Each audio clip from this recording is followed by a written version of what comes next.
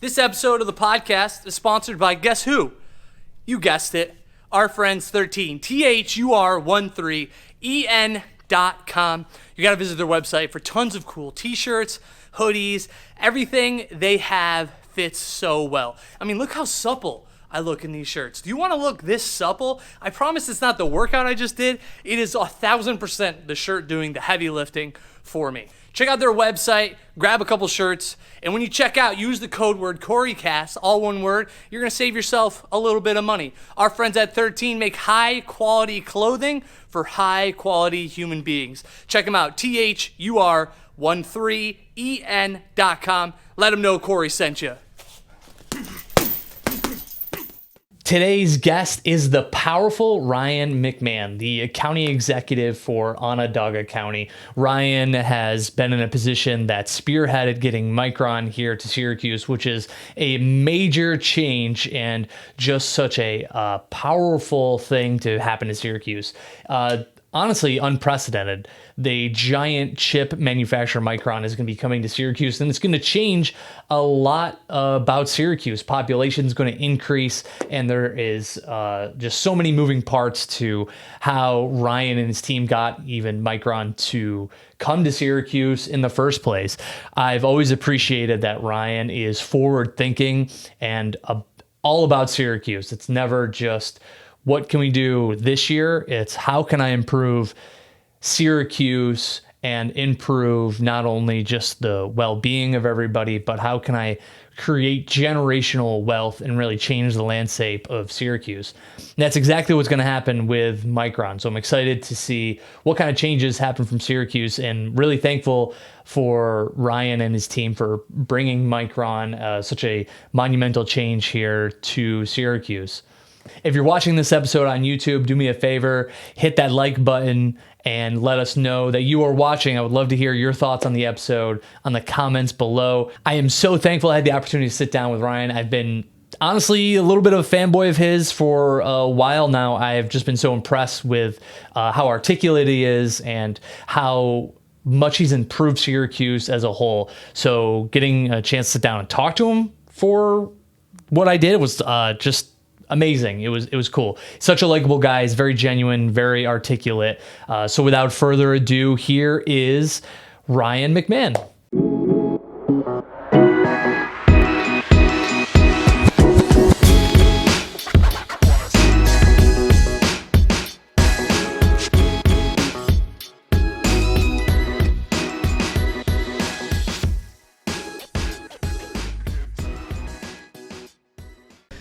So Ryan, how did you even get started in public office? So it was when you were like 23, right? Yeah. So my family, grew up in the Strathmore neighborhood in the city of Syracuse. Really third generation family. My great grandfather came over from Ireland, located in that side of town. A big family, right? And always just kind of engaged in the community, but more engaged on the, community service type background. I went to, when I was in college, I went to Bishop Ludden High School, went to Lemoyne College. I spent some time in the New York State Assembly my junior year in college. Wow. For a semester there. And I figured out kind of there that this is something I really like and enjoy, and it's a different aspect of what, traditionally my family hasn't been involved in, but you figure out then that there's a lot of ways you can get involved in the community. And there's what was it about that was like enticing? Yeah, you see, we saw the arena, right? And so the arena being, the legislative branch of government, you understood not just the voting side of it. You started to understand how people get those jobs, and then you saw the behind the scenes work, right, and the impact you can have, whether it's on policy or constituent service, and so voting on budgets. So I got back and graduated, and then thought I'd like to get involved, and why not put my name out there? And so when I was 23, I ran for city council, and I wow. And what? 23, I ran for city council. Dude, you would not want me at 23 doing anything political. Yeah. Well, the voters, told me that I should wait too, because I lost. I lost a close race, and really for me that was a great life reflection, early moment, because, you experience failure every day in your life at various levels, but it's usually something that's a very private experience. Right. Something didn't go well. You're in real estate, right? You're trying to create new business opportunities for yourself. You win some, but you lose some, Yeah. right? But usually the entire community doesn't see that. Yeah, And so yeah, in yeah. this case, I was 23, experienced levels of success. Probably somewhat a little too confident, and I lost a close race. So that hurts more than if you just lose a blowout. Oh, yeah. And so what I had to do is really a gut check moment.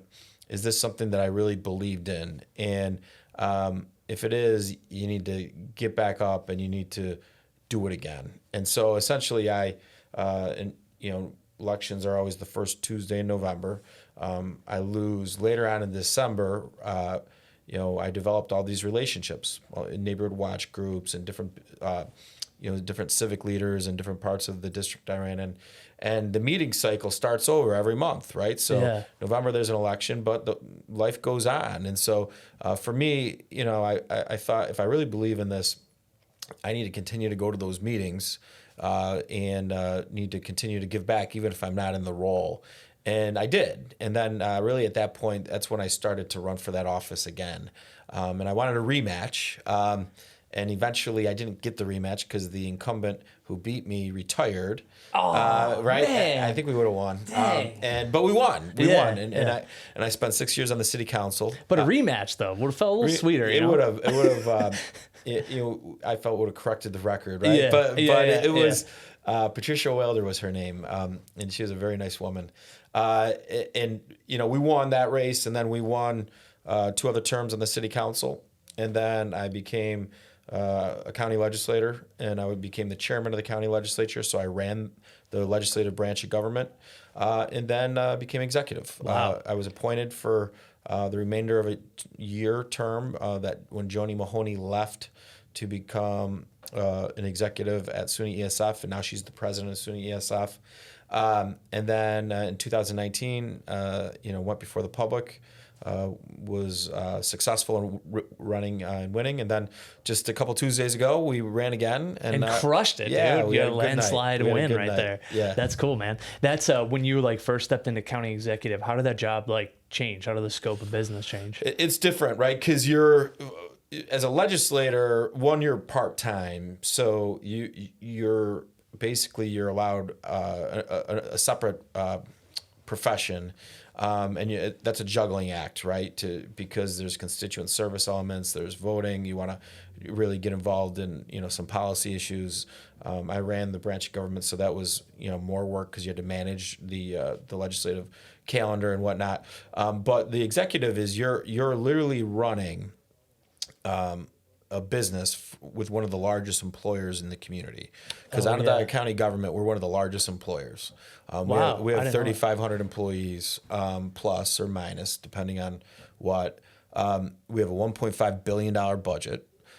So your job is to be that CEO, and your job is to manage that operation. Wow. And you have a budget, and you got to live within your budget, right?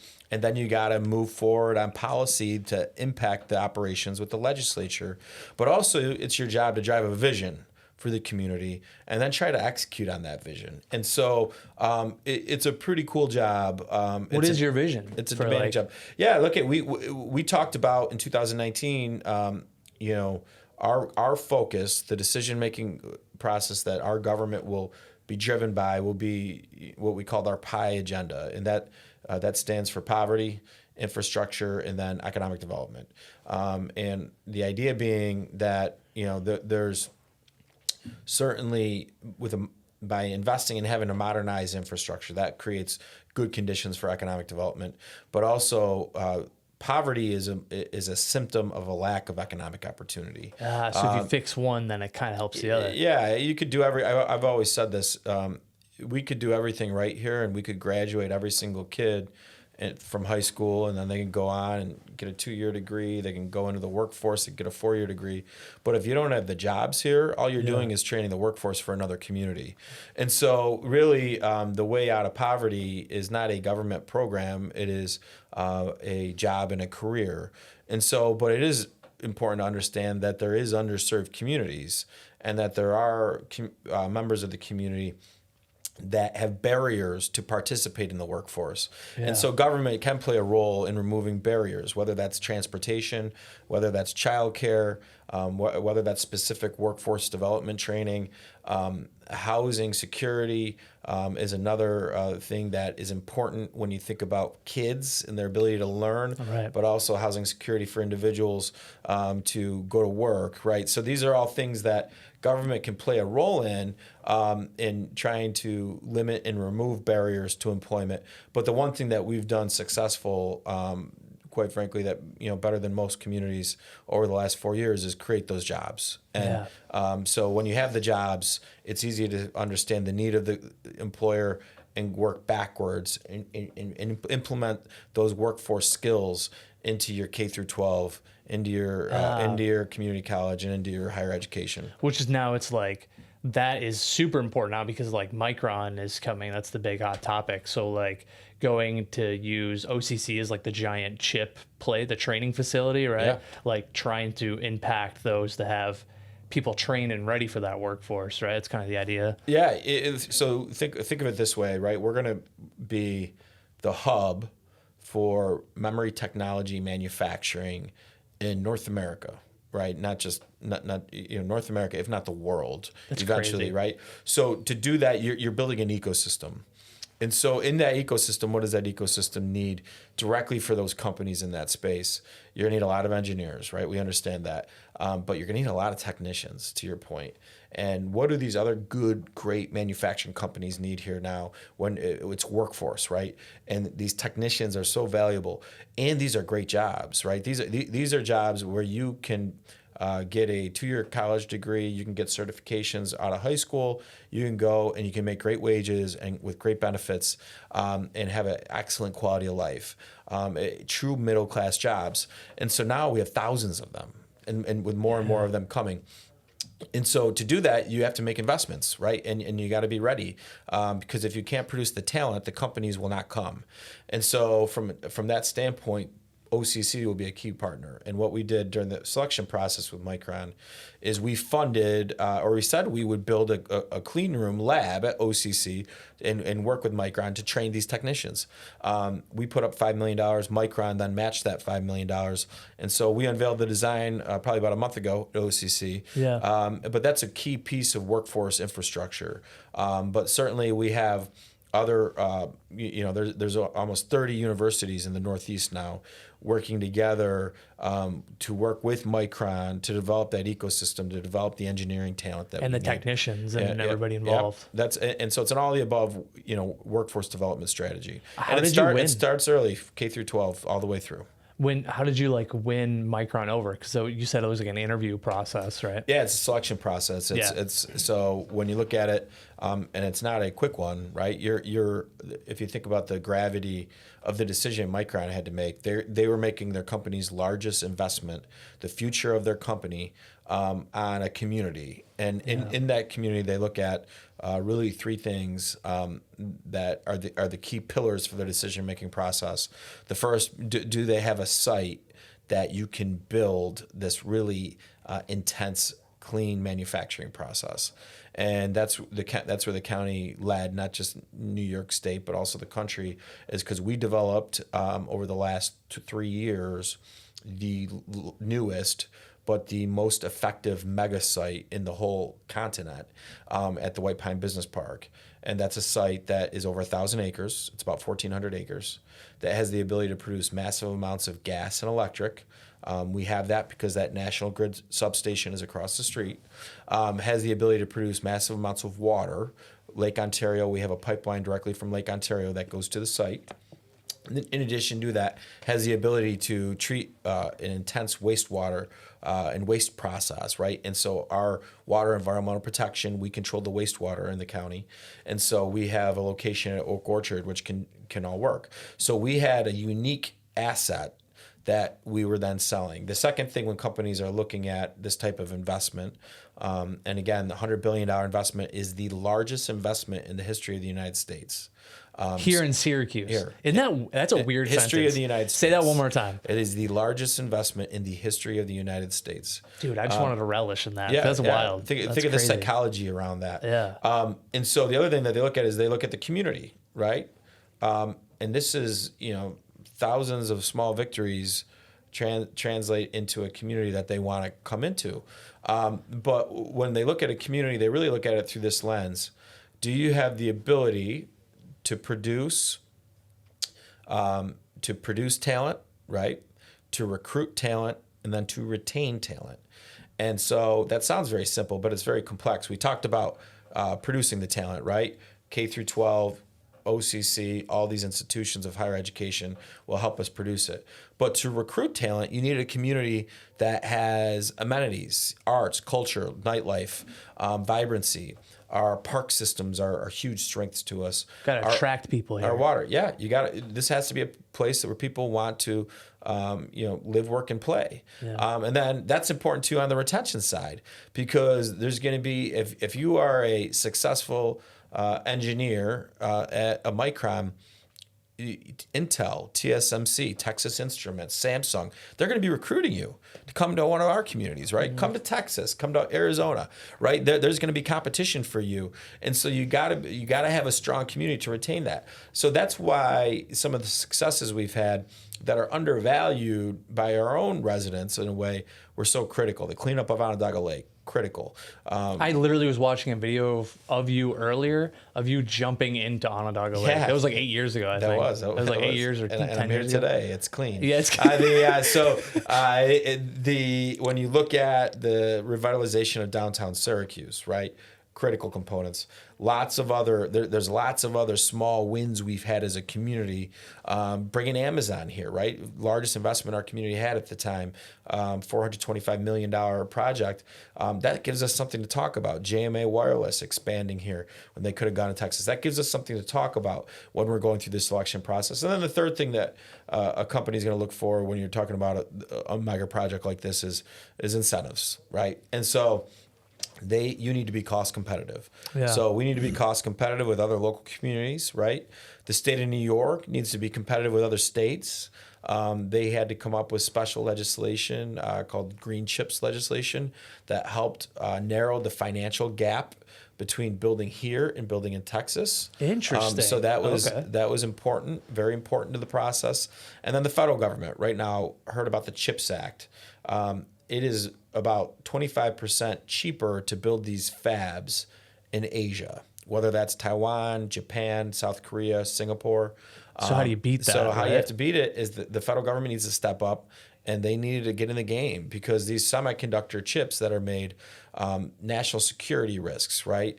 There's a book out called Chip Wars, right? There literally is the kind of like a Cold War going on in the chip world because this technology is going to drive everything for the next 100 to 200 years. So when you look at it, the United States needs to make it here. And so how you do that is you incentivize the companies to repatriate the manufacturing.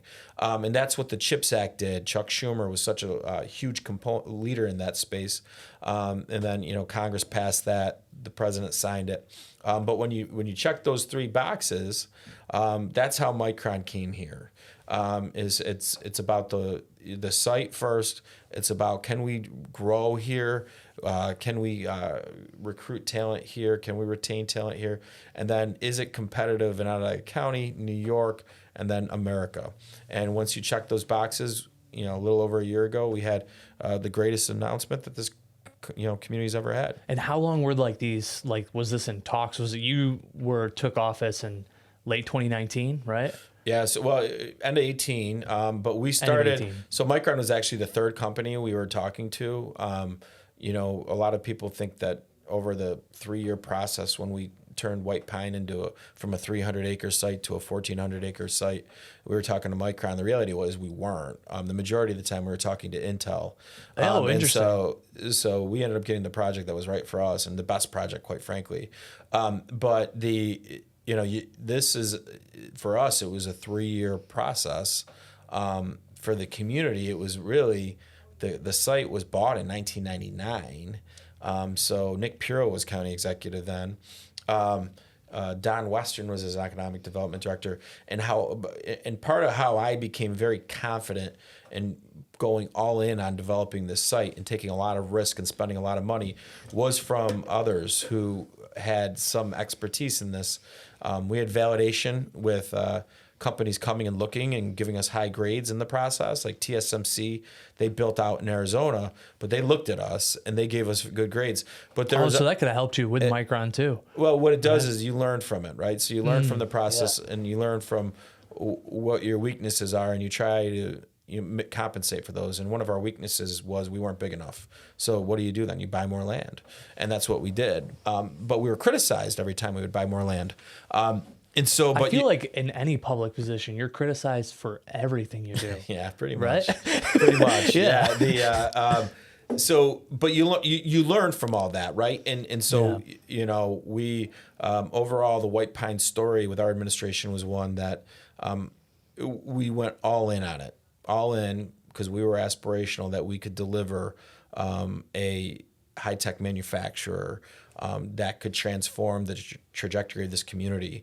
And we took all the risk, and thankfully, with a lot of things falling into line the way we needed them to, we were able to land the largest deal in the history of the country. Wow. But again, it wasn't really, most of the time we were buying land, we were working with Intel, not Micron. What happened was we had such an asset that all of a sudden these site selectors that we spend a lot of time courting, they all knew about our site then. And so when Micron hired a site selector to go find their investment, they knew about New York, and New York being us. And they knew we were talking to Intel too. Micron, I was always scared that we were going to leave them at the altar and go with Intel. Yeah. But eventually some things happened with Intel, and Intel, new CEO, we had a change in governor for a period of time. New York was a little toxic because our governor at the time resigned.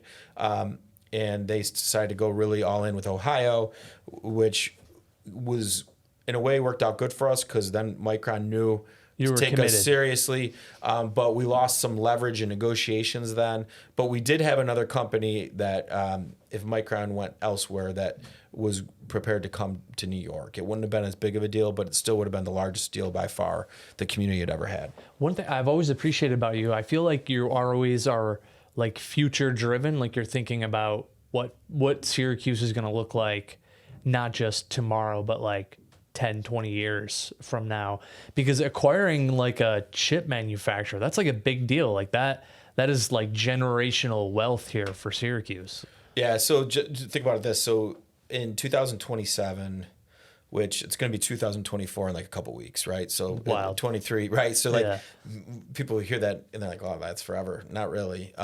Construction on this will start full blown in 24, which is in a couple weeks, right? So that was actually one of my questions. When does it finish? Yeah. So in 27, once they have hired everybody and they're making their next DRAM technology, and that DRAM technology drives artificial intelligence applications and 5G applications. So right where everything's going in the world, right? Chat GPT. I know realtors use Chat GPT. You read those property descriptions, right? I've seen them, yeah. So I know you're using it. Guess Micron technology is driving that, right? So, so I think overall, when you think about that, the net worth of the community is going to be 20% greater. That's crazy. After one fab. Yeah. One fab. Micron's going to build 4 of them. And so you're going to have 2.4 million square feet of clean room. Clean room where you make these microchips is 10 times cleaner than a surgical room where you go on operating.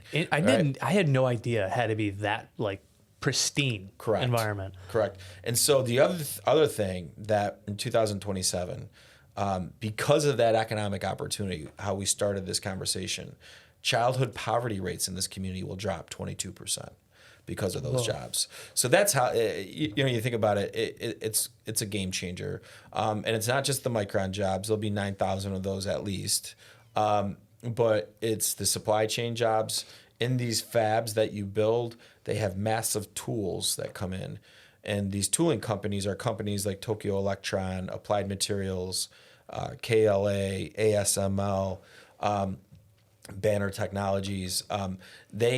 All these companies, their tools will be in Micron's fab. They operate those tools, not Micron employees. So what you have, so all of those companies will all be here, right? And then there's parts manufacturers, right? They're going to be here because Micron's their biggest client and they want to be here. And then there's going to be, in the process of making a microchip, there's like gas and chemical companies like DuPont that they will be co-locating as well. So this is about how are we really going to build a community that's growing and execute on supply chain opportunities so all these jobs come. But how do we build new neighborhoods? How do we go into existing neighborhoods and revitalize them? How do we do this in a smart way? When we talk about housing, right? Yeah, you do the like the real estate biweekly update, the Zoom meetings, which is great. I remember you talking about doing like row houses. Is that the plan for certain areas of the city? Yeah, I think overall the best, most effective way to grow is through center-driven development. And when I say center-driven development, obvious centers, downtown Syracuse, right? Obvious center, emerging center, the Inner Harbor. Another center, think of your villages, right? So the village of Baldwinsville, that's a center, right? You got Main Street, you have density. So within these village of North Syracuse, right? Village of Manlius, village of Fayetteville, you name it, right? Within these centers, you have old buildings, you have old inventory, right? Can you develop these into, instead of being struggling storefronts, a storefront that has 6 or 8 market rate apartments or mixed income apartments, right? Can you do that? Related to existing infrastructure, right? We have existing land that has sewers. That's where we need to do the development right now. But the housing needs in the community, because we're growing, are going to change. Yeah. Right? So in growing communities, you have an all of the above housing strategy. That means you're still going to build new homes. That means you're still going to build market rate apartments. But that means you'll have a lot of mixed use apartments where you have storefronts downstairs and you have apartments up top. Think of downtown Syracuse, right? Armory Square. But you're going to have senior communities that need to be built. And these are communities that for real estate agents, this is the answer to free up existing inventory, quite frankly, because seniors, many of them like their homes, but would be willing to move into a community if they could find one. If they could find one, and one that had the amenities that they need, right? Many seniors don't need assisted living services, right? They need good housing options, and they want to be in the communities where their families are, that they help build, right? Yeah. So the developers that get this right and build senior communities like the villages in Florida and like some of the ones you see in South Carolina and North Carolina, that's going to they're going to do very well because there's a huge market, but B, that's going to free up existing inventory, right? And that will help us stabilize some of the price increases. You want to be a growing community and you want to see appreciation, right? You want to see assessments up. You want to see sales prices continue to go up each year, but not at some of the payment shock, right? Yeah, because when you're paying $80,000 to $100,000 over ask, that's not sustainable. It's crazy. Yeah, it's wild. It's just because it's the lack of inventory. Yeah. So the way to change that is you need to create more inventory. And so building new homes, when interest rates are where they are and it costs you $500,000 to build a new home, that's not going to be the way out of this. Yeah, the math ain't making sense sometimes. You build the senior communities, you create inventory that way, you create more market rate housing, you create affordable housing, mixed use housing, all the above. And then you have inventory, and that will stabilize rental prices. That will start to stabilize sales prices, and there'll be more inventory.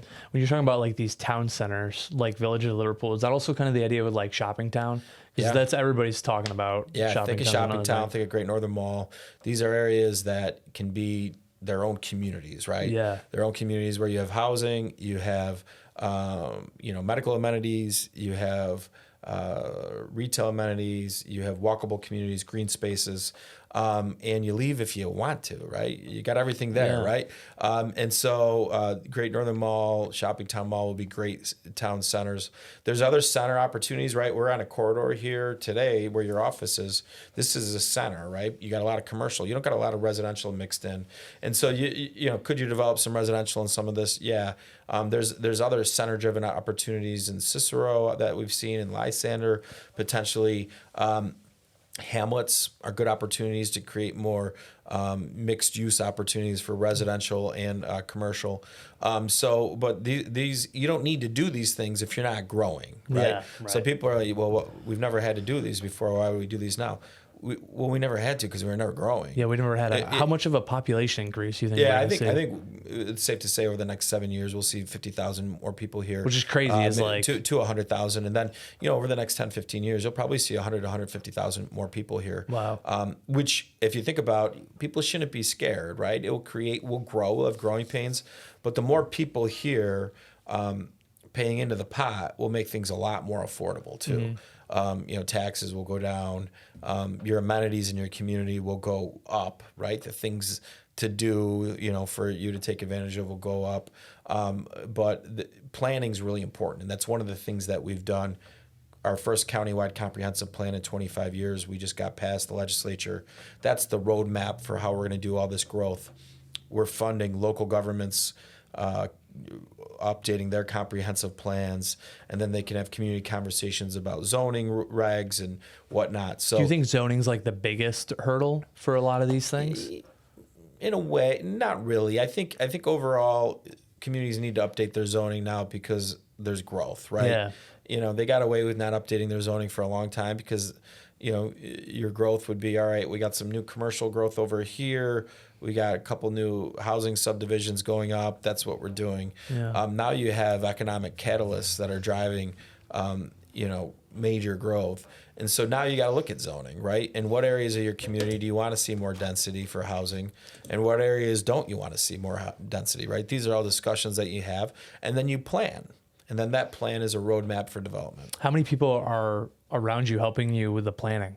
I feel like it's got to be we have a whole planning department, right, in county government. And so, we have about 30 people that's their job. And then, they're working with my senior team, and we're working with outreach into the other towns and villages, and working with the city of Syracuse as well. So it's going to be, to get this done right, it's going to be a community effort. But certainly we'll lead that. What does a normal day even look like for you? It's funny, some days your slow days are good because you get to actually catch up on your operations and go through and but you have weekly meetings with your senior staff, and you have deputy county executives that oversee 10 to 15 departments themselves, and then you get updated on that. Then you have your strategic initiatives you're working on. Basically we have a Micron team basically. And your busy days, you're kind of the face, of the community in a way. So this morning I had the privilege of being at a library not too far from here, and one of our initiatives, the Dolly Parton Imagination Library, where we give out a book to every kid that signs up. We just gave out our 1.5 millionth book. Whoa! An initiative that's only been countywide for 7 years. Yeah. And so, I got to give it out to this little guy, Rocco. Nice. So that's really fun, right? Yeah. Those are fun jobs when you have the figurehead role. Yeah. So you're the ambassador of the community. You're running the business operation, so you're meeting with your team on the operations, my CFO, obviously the fiscal operation. And then what are the things that you got to do, we work a lot with the state government and the federal government. So I have to have a large presence in Albany. I have to have a presence with my county executives from across the country, with Washington, D.C., because what they do there matters to us. Right. They can do some things that can really make things difficult here. And so we play a lot of defense, kind of like the lobbyists for Onondaga County, right? And so you do these things and you wear many, many hats in this job, but you're never slow. Never. When you were 23, did you ever see yourself doing this? You know, it's Being a funny. county Yeah, executive? you know, I don't know. When I was that young, I always thought I wanted to be a congressional member. And I got asked to run for Congress 4 times, and I said Not no. your cup of I tea? said no 4 times. Yeah, So why not? yeah, Congress is just it would be a step down from this job. But the national climate is one where there, you know, it's just so partisan, and Yeah. so getting things done, you know, they work 2 years to get like 1 or 2 things done. I get 1 or 2 things done in like every hour. So it's just it's hard to see how I could, you know, mentally deal with that. You think you can't like make everybody happy at this level? Talk about that level, dude. No one's ever Yeah, happy. you're one of 435, right? And so Yeah. you're, you know, in closely divided body. So trying to get you to govern is difficult. And you know, I think it's a very difficult job. John Katko and I are very good friends. So I know what it was like for him. And then Congressman Walsh is somebody that I looked up to and was a strong ally with. Did you have like a mentor? Is it Ben Walsh? Yeah, I think so. I looked at different folks and I studied their styles and and tried to learn from those. Right, Congressman Walsh was always with me. Certainly, Nick Pirro when I was younger. When I was elected in office, Joni Mahoney and I were always strong political allies, and then John Katko. What kind of qualities of them like attracted you to kind of like emulate them in a sense? Yeah, I always, I was with Joni. I always really appreciated her. She was very gifted with the public, and I appreciated her sense of understanding what you can accomplish on the human service side. We're responsible in county government for our vulnerable, right? We have children protective services. We're responsible for the safety of our kids. Yeah. Same with adult long-term services with our seniors, and then with our poor. And Joni really did a nice job emphasizing the leadership role the county plays on the human side in the community.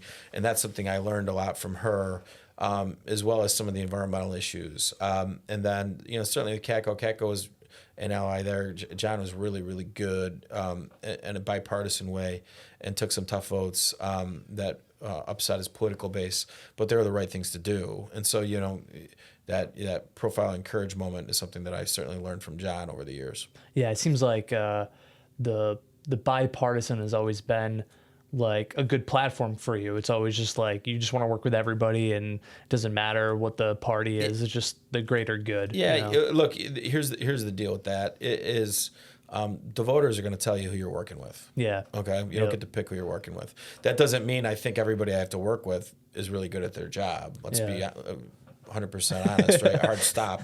But I got to work with them, right? The voters gave that person to me to work with. So we got to make the best of that. And sometimes you got to recognize after in those relationships that we're just not going to be able to work together, right? So working with you is a waste of everyone's time. Let's figure out another way to accomplish what we need to. Yeah. There's always another path. Yeah. And so but you got to try. And as an executive, this is the difference as an executive compared to a legislator. A legislator can be more partisan. They can throw bombs because they don't actually have to govern. They take votes, right? Whereas an executive, I have to govern. I manage a huge operation and the direction of a community. So I need to work with some of these other people, even if they're in the different political party. Yeah, right. When you look back at what you've done so far, what do you think you're the most proud of? It's a lot of people, they want to forget about it. And I do in a way, but very few people really understand what it took out of our team to get through the pandemic every day. Which bravo, by the way, how you guys handled it, I think was amazing. Yeah, I wish we documented it better. What the challenges were from putting together the infrastructure for a public health response, but also then the challenges dealing with the state government where, you utilized a data-driven approach to make decisions early on, but then kind of threw that out the window and was kind of more of a overbearing influence, but they had all control, right? And every day it was just, there was some new stuff going on every day. It was challenging. And so, getting through that was very difficult, and we're proud of the team to get through that. But that process tested us in our decision making every day. We understood what real pressure felt like, and what pressure is to some people isn't pressure to us at all, because that's pressure when you're talking about people's health. Yeah. And you got, people losing loved ones and calling you every day, and because you're on TV every day and they feel connected to you. That's pressure. So I think overall we're really proud of the pandemic. Our economic development efforts speak for themselves. We made history, there's a lot of victories in between, right? But there's a lot of work to be done, because now we have the tools to solve generational problems, right? With generational poverty, we have the tools now to solve these challenges. And so you need to get to work, and you need to get the infrastructure in place, and you need to start executing. We need to execute on lowering poverty rates. We need to execute on building new communities. We need to execute on making sure that all these companies co-locate with Micron. We need to execute on continuing to solve a challenge and help manage a housing crisis. And we need to execute on continuing to make the things that we're good at better, with investments in our parks, in our green spaces, and our water, and creating access to our water, and marketing all these resources, right? So there's all these things that we got to still do. The last term was about leadership. It was about performance and vision. And now this term is going to be about execution on the greatest opportunity any community's ever had. When you look towards the future, not Syracuse, but of Ryan, like, you finish your second term, do you do a third as county executive, or are you limited? I don't know how it works. You're not. There's then no term president, limits. dude? There's no term limits, right? So what I've always learned, because I get asked that question a lot now with some of the recent success, and it's like, what's next? Yeah, what's next? Yeah. We've had a lot of private sector interests and a lot of public sector interests, right, to do different things. But this is the job now. What we do over the next 4 years will transform this community for 100 years. And so the stakes are very, very high. At some point, if we do a good job, you'll either be rewarded in the public sector, whether that's another term, whether that's something different, or you'll be rewarded in the private sector, right? So our focus is to finish what we started, and to make sure that fab gets built, and that second fab gets started, and to make sure that the challenges that we've laid out, we make substantial progress on. And if we do all those things, there'll be lots of opportunities. Wow. So you're just thinking, Cory, let me just get past these 4 years, and then I'll think about the future. I think we got it. There's a lot. And what I've always learned is if you do a good job at what you're doing, somebody will find value in that, right? And you'll have opportunities. And then you figure out what the right opportunity is for you and your family. And so right now I've been given the greatest opportunity and the honor of my career with being in this role. And so we're going to make the most of it, and we're going to make the residents of this community proud. I think we need to end there, because I think that's a great statement right there. So, dude, thanks for doing this. I can't believe you took time out of your busy day to sit down with me for 40 minutes and chat about Syracuse. This has been a lot of fun, so thank you. Thank you. Yeah.